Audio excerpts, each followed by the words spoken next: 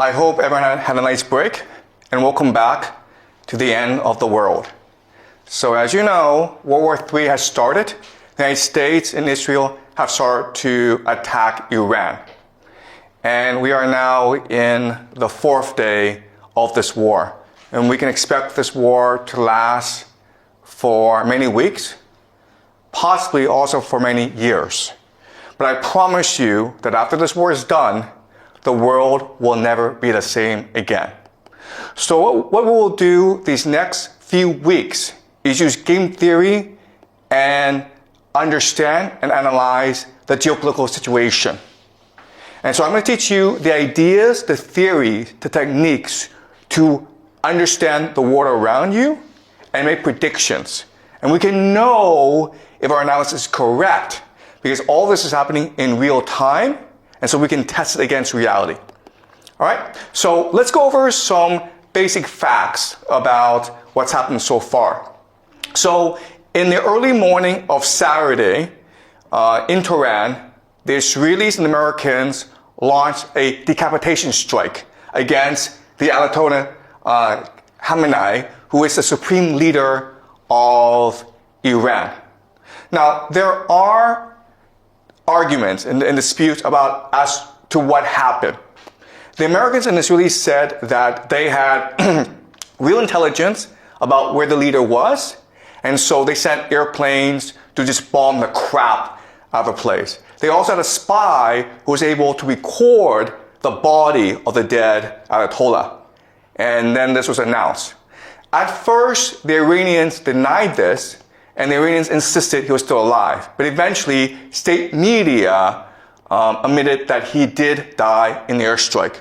But then what they also said is that the Ayatollah, he's 86 years old, and he chose to die.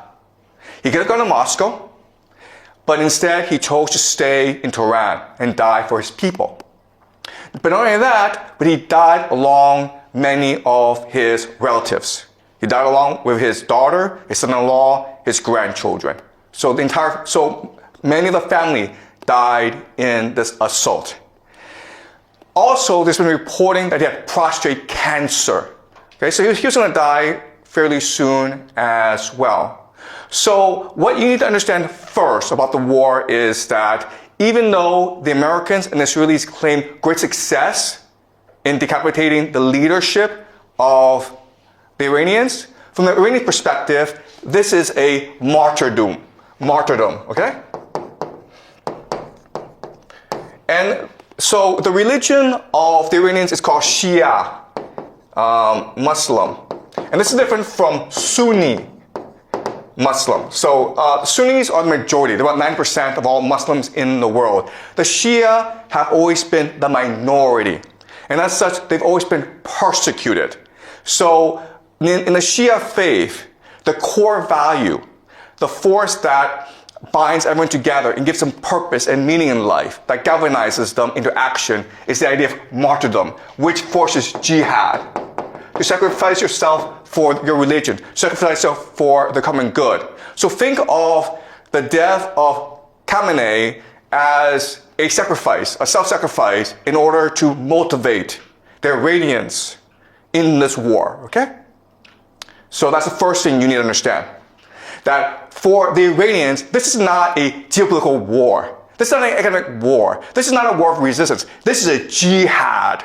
Okay? It's a war against the great Satan to avenge their leader. They will fight to the death. All right? That's number one. Number two is this. Also that morning, when the Ayatollah was killed, the Israelis struck a school in the south of Tehran, killing about 150 school children. These are girls in primary school. And again, there's a lot of debate and argument as to what happened. The Israelis said that, first of all, the school was next to a military base. We were targeting a military base. And second of all, it wasn't us which struck the school. It was a air defense missile that went off course. Okay? And the Iranians insisted no. The Israelis purposefully attacked the school to kill the school children. And then you're like, why would the Israelis do that? But then these few years, Well, we've seen what they've done in Gaza, in Palestine to the Palestinians. And it's pretty consistent what the Israelis have been doing. All right? So this action against the Israelis, it's meant to show to themselves and the world that we are now all in. Okay? We've made the sacrifice. We are now committed to this war, to winning this war at all costs. And this action has also provoked the Iranian people to resist with their full might. Okay? So I want you to keep this in mind. And again, we don't have complete evidence that it's the Israelis who did this. But given past actions from the Israelis, this is fairly consistent with what they've done. Okay? So we can assume that this is something the Israelis did. Why they did this, what the purpose is something we will discuss as we move on. Okay? It's very complicated. Next, I want to show you this. This is Dubai. And Dubai is considered one of the wealthiest, safest cities in the world. There are thousands, tens of thousands of Westerners who move to Dubai because it's clean, you don't pay any taxes, you make a lot of money, and there are great restaurants. And this is really the economic model of Dubai.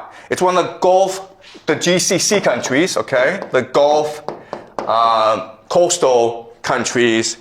And for the longest time, Dubai had a really good deal because they were under the protection of the American military. So they didn't have to pay for defense.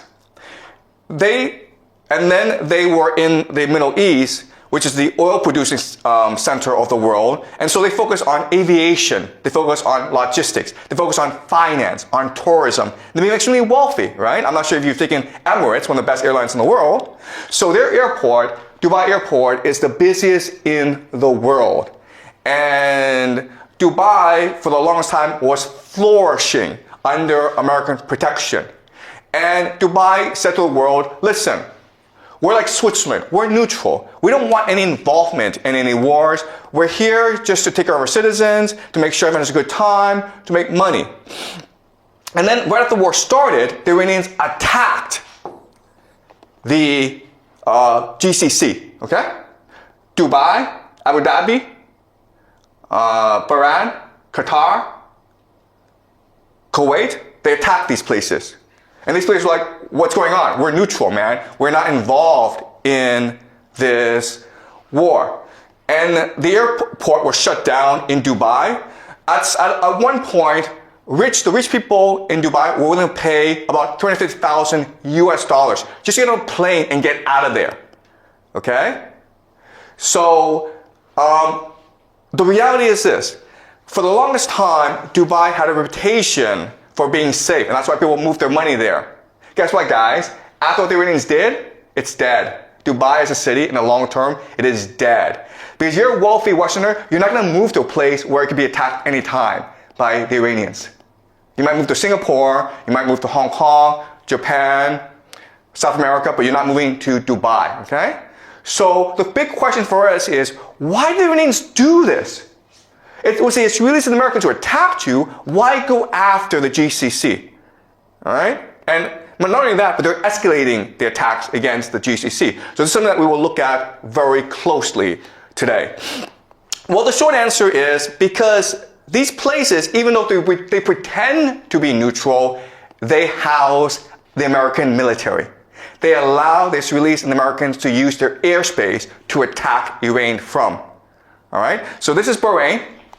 Now, Bahrain is interesting, okay? Because I want you guys to remember this. But Bahrain will probably be one of the major centers of this conflict. Because, first of all, this is the American Fifth Fleet. All right? This is their naval base in the Middle East. And as you can see, the Iranians are attacking it with missiles. And it's being blown up. Bahrain is interesting because it has about 50% or even more, okay, Shia, which is the religion of the Iranians. But the people in charge are the Sunnis. And so what makes this strike really important from our perspective is, first of all, not only are the Iranians attacking US military assets, not only are they destroying the economies of the GCC, but they're also trying to ignite a religious war, right? Because you're Shia, you're loyal to the Ayatollah. And if he's dead, then you must, as a religious obligation, now commit jihad against your enemies. And it's no different in other religions where, listen, if you want to kill the Pope, the Catholics would be really angry at you and they would want to kill you, right? So now you have the Shia who will probably eventually arise, creating a revolution in Bahrain, okay? So I think Bahrain will be the first to fall. Dubai will probably go bankrupt, okay? But in the long term, we can expect the entire GCC area, including Saudi Arabia, to eventually collapse.